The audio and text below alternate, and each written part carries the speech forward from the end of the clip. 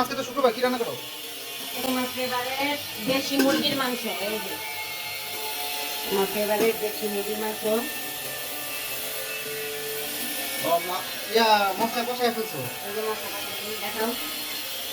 হ্যাঁ, এটা নতুন আলু দিয়ে একটু জোর জোর করে রান্না করবো, বুঝছো?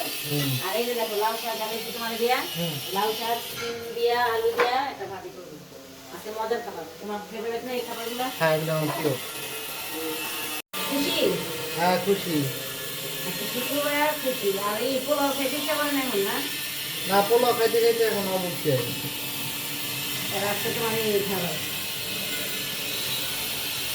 আল্লাহর কাছে লাগছে প্রিয়া, আমরা দেশি মুরগির ঝোল খাবো আজকে, আর লাউ শাক ভাজি করবো, আর ভাত রান্না করবো। বাস, বাঙালি খাবার দাবার। চলে আসেন আপনারা, আপনাদেরকে দাওয়াত রইল। আমার ছেলের ফেভারিট খাবার, আমার দুই ছেলে।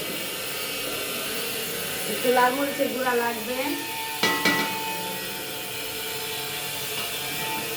তো তরকারিটা খুব মজা করে রান্না করতেছি ছেলেদের জন্য।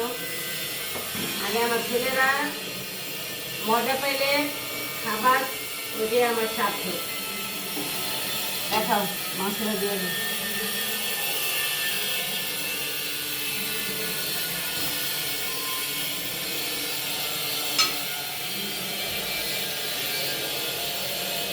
মাংসটা দিয়ে দিলাম।